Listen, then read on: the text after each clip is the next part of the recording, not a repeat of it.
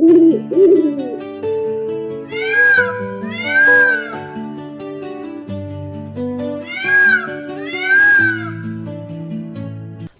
में तो सब जगह अकाल की परिस्थिति हो गई है।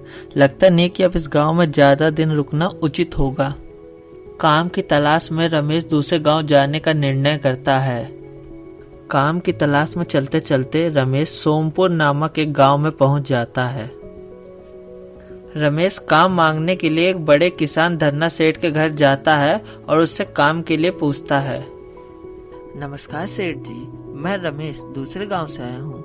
हमारे गांव में अकाल की परिस्थिति हो गई है। लोगों के खेत सूख पड़े हैं। गांव में बूंद बूंद पानी के लिए लोग तरस रहे हैं। अगर आप मुझे कुछ काम मिल जाए तो मेरे पे बहुत बड़ी कृपा होगी। अरे रे, लगता है तुम्हारी हालत बहुत खस्ता हो गई है। ठीक है, वैसे मेरे पास एक काम तो है, पर लगता नहीं कि तुम वो कर पाओगे।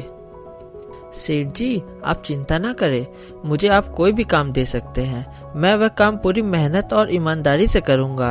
अच्छा ठीक है रमेश, तो कान खोलकर सुन लो। मेरे पास 50 गाय और 50 भैंस है। मैं तुम्हें हर रोज उन जानवरों का गोबर निकालना होगा और रोज सुबह शाम उन्हें चारा पानी देना होगा। महीने के आखिर में मैं तुम्हें इस काम के 200 रुपए दूंगा। और हाँ, 2 वक्त का खाना भी हमारी तरफ से मुफ्त दिया जाएगा। बोलो, क्या तुम ये काम कर पाओगे? अरे बाप रे, 50 गाय और 50 भैंस को संभालना आसान काम नहीं है, पर अब तो मैं कुछ कर भी नहीं सकता। ऊपर से सेठ जी 2 वक्त का खाना भी दे रहे हैं। ठीक है सेठ जी, मैं ये काम कर लूंगा, पर एक विनती है। हाँ बोलो रमेश, क्या बात है?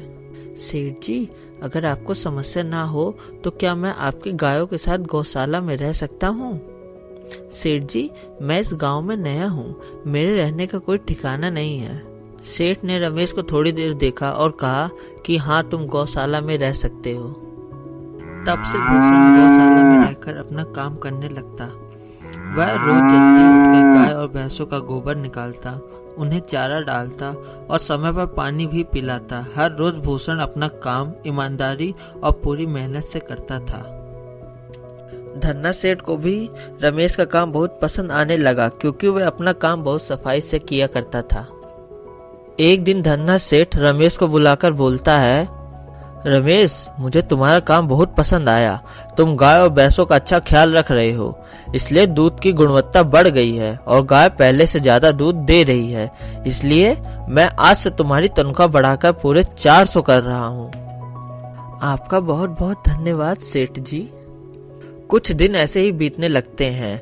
रमेश धन्ना सेठ के पास बहुत मेहनत और ईमानदारी से काम करता है। धीरे धीरे रमेश के पास अच्छा खासा रुपया जमा हो जाता है, जिससे वह अपने लिए एक छोटा सा रहने लायक एक कुटिया बनवा लेता है। उस गौशाला में सोकर तो नाक से गोबर की गंध अभी भी नहीं जा रही है। अब आखिरकार मुझे अपने घर में चैन से सोने को तो मिलेगा।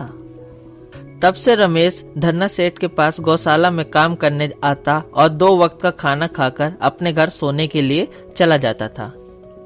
कई साल ऐसे ही बीत जाते हैं। रमेश की मेहनत के कारण उसके पास अच्छा खासा पैसा जमा हो जाता है। एक दिन रमेश धन्ना सेठ से बोलता है, सेठ जी, आजकल गांव में चोरी की समस्या बहुत बढ़ गई है और मेरे पास कुछ पैसे भी जमा है जो मैंने अपने घर में रखे हुए हैं, पर मुझे उन पैसों की चोरी की चिंता हो रही है। आपको तो पता ही है, मैं दिन भर आपके यहाँ काम करता हूँ और सिर्फ रात को ही घर में सोने जाता हूँ, इसलिए मुझे रोज उन पैसों की चोरी की चिंता सताती रहती है। धन्ना सेठ रास्ते में थोड़ी देर चलते चलते सोचता है, फिर रमेश से कहता है, ऐसे समय में तो गांव में एक ही जगह है जहां तुम्हारा पैसा सुरक्षित रह सकता है, जमींदार का घर। मैंने कुछ लोगों को कहते सुना है कि उनके घर पे बहुत सारे पहरेदार हैं, वहां चोरी होने की संभावना बहुत कम है। तुम अपने पैसे वहां रख सकते हो।